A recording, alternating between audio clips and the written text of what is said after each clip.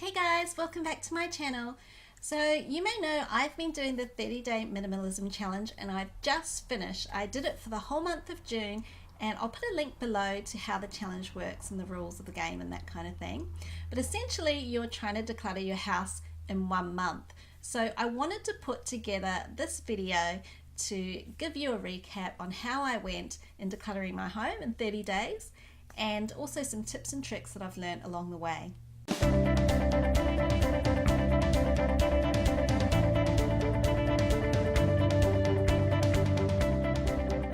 So what is a 30-day challenge? Well, essentially this declutter challenge involves you getting rid of a bunch of things every day. So the first day of the 30-day month, you will get rid of 1 item. The second day, you'll get rid of 2 items. The third day, 3 items, and so on, right up until day 30. So how did I do?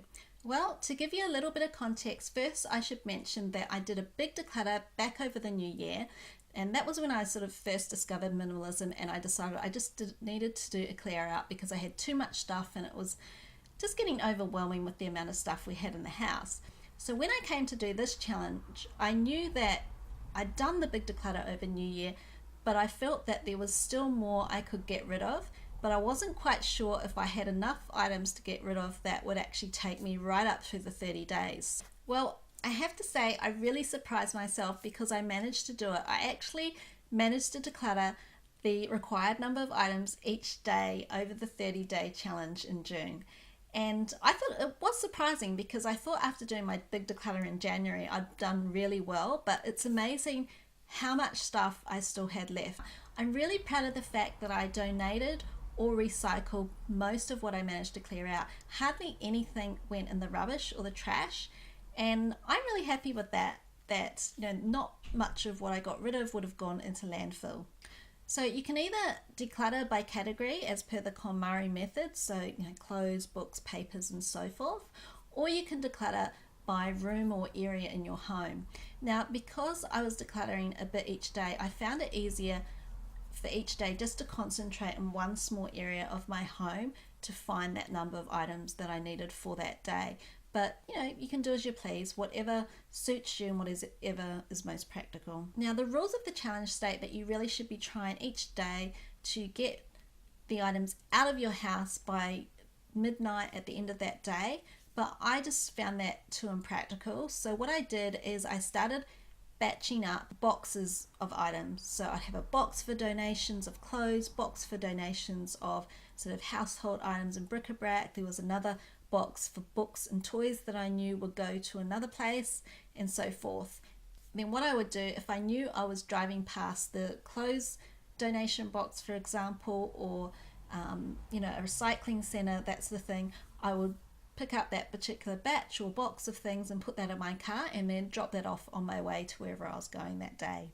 So in terms of things that I learned while doing this challenge, and some of this has flowed on through me having decluttered my house back in the new year. So because I've gone through this a couple of times now, I feel like I've really better honed my sense of what I value and what I'm willing to part with. And the biggest barrier that I've found is having the mentality that, oh, I'll keep this just in case, or I might use that one day. And the reality is a lot of the stuff I've had for 5 or 10 years or more and I haven't ever used it. So I've really had to come to terms with the fact that it's just a waste sitting there not being used and someone else could use it. I think if you're really uncomfortable with getting rid of these things, another way you could do it is put these items that you think just in case in a box, put a date on it for 6 months or 12 months time, and then in 6 months or 12 months, if you haven't used any of the things in that box, get rid of them. So that can be your just in case box, but if I haven't used them in a few months, I'm going to get rid of them. But at the stage I'm comfortable with the stuff that I've cleared out of my home and I haven't regretted anything that I've parted ways with. So I'm comfortable that I don't need to sort of have a holding box for that kind of stuff. Now Marie Kondo, when she talks about her KonMari method, she says concentrate on your things first. And she really is right about this. I thought there's no way my husband will want to declutter just because I'm decluttering. And true, it's not like he decided to do his own 30-day challenge or anything like that. But as I began to clear things out of the house and tidy up areas, and I even managed to get rid of pieces of furniture that were designed for storing things like CDs and DVDs and things like that. So once I got rid of our big DVD cabinet, it really opened up the space in our lounge, and he could see how good it was that I was decluttering. So even though he didn't sort of jump in there and start going through all his clothes, when he did come across something just in everyday use that he thought he wouldn't use, he started to say to me, I think we can get rid of this, or that's broken, we don't need that, there's no point in keeping that, or I'm not going to use that. And also my son, he is really into numbers at the moment, so the numbers game aspect of this was really fun for him. So he'd ask me what day it was, what day is it, Mum? I'd say, it's day 20, and he'd be like, oh look, I've got 3 trains that I can clear out because these are double ups of trains I've already got.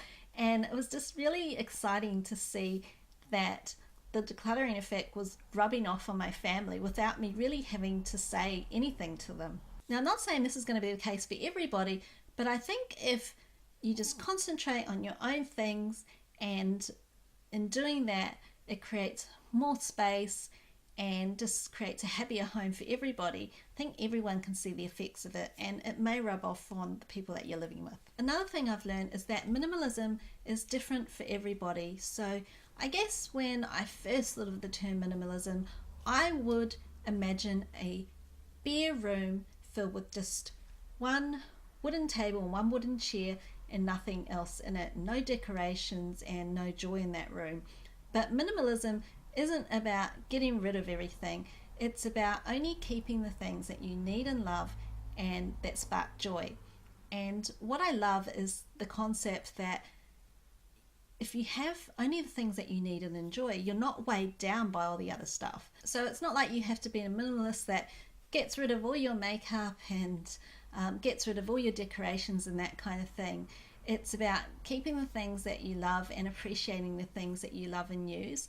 And it's basically getting rid of anything that you don't enjoy or use, because those things are just going to take extra time and effort in maintaining and tidying those things and maintaining them for their lifetime. And then lastly, the immediate benefits of decluttering. When I tidy my son's room, for example, it now only takes 5 to 10 minutes to tidy up his entire room, and that's tidy, not actually clean. Make his bed and put his toys away and just straighten everything up takes 5 to 10 minutes max. And I love that. My goal is to get all the rooms in our house like that. So, if you know someone's coming around, you can just quickly pick up a few things and you're set. So I guess you could say I'm really, really happy with the results of this challenge for me and my family. And we haven't completely finished. So in terms of what's next, there are some other areas of the house that I need to finish decluttering. And then the next step is to organize it. So even though I've decluttered most of the areas of my house now, the next step will be to clean and organize and tidy. So guys, I hope you found this helpful, and I hope you've enjoyed decluttering with me or going through this process with me through Instagram and through my YouTube channel.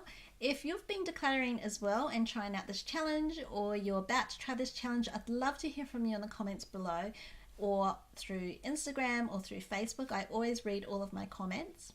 If you're new to my channel, also consider subscribing by hitting that red button. I upload videos at least once a week, and also if you hit that little bell next to the subscribe button, you'll get notifications of when I've uploaded a new video. Thanks for watching, and I'll see you next time. Bye!